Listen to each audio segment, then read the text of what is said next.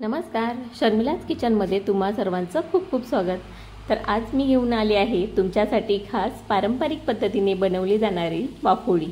तर ही तांदळापासून बनवली जाते।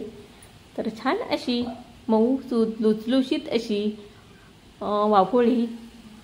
व्हिडिओ पाहण्याआधी तुम्ही जर या चॅनलवर नवीन असाल आणि तुम्ही अजून या चॅनलला सबस्क्राइब केलं नसेल तर या चॅनलला सबस्क्राइब करा, म्हणजे मी टाकलेले नवीन नवीन व्हिडिओचे नोटिफिकेशन तुमच्यापर्यंत सर्वात आधी पोहोचतील। तर चला पाहूया। तर मी हे तांदूळ घेतलेत। तर हे तांदूळ मी आधी भिजत घातले होते। तर 3-4 तास असे भिजत घालून ठेवलेले।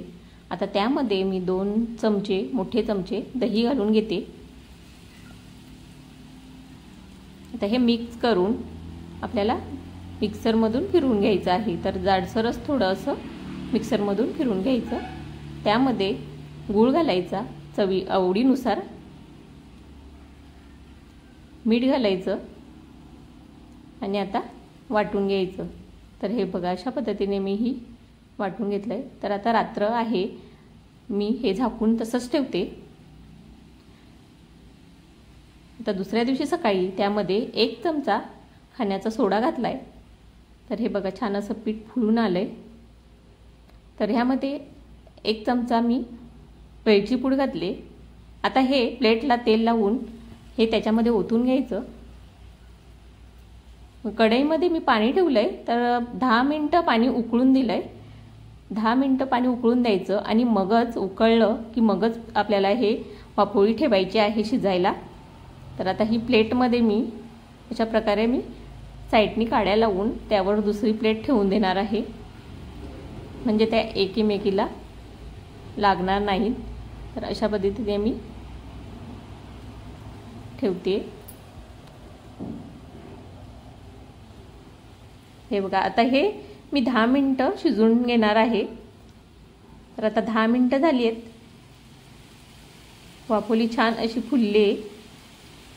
तर आता थंड झाल्यात। आता या सुरीच्या साहाय्याने किंवा चमच्याच्या साहाय्याने काढून घ्यायच्या।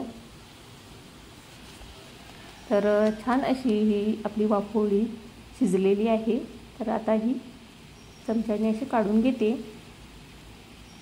तर पूर्वी नेहमी ही बनवली जायची वाफोळी आणि सर्वांनाच आवडायची। तर भरपूर मोठे मोठे कुटुंब असायचे, त्यावेळेला ह्या वाफोळ्या खूप बनवल्या जायच्या। परंतु आता हे पदार्थ पाहायलाच मिळत नाहीत। तर आता हे मध्ये अशी कापून घेते। तर तुम्ही पाहू शकता छान अशी ही वाफोळी तयार आहे। तर फक्त तांदळापासून जरासुद्धा हिला खर्च नाही आणि पटकन होणारी ही वाफोळी। तर असेच नवीन नवीन पारंपरिक पदार्थ पाहण्यासाठी शर्मिलाज किचनला सबस्क्राइब करा। तर पुन्हा भेटूया अशाच एका नवीन रेसिपी बरोबर। तोपर्यंत धन्यवाद।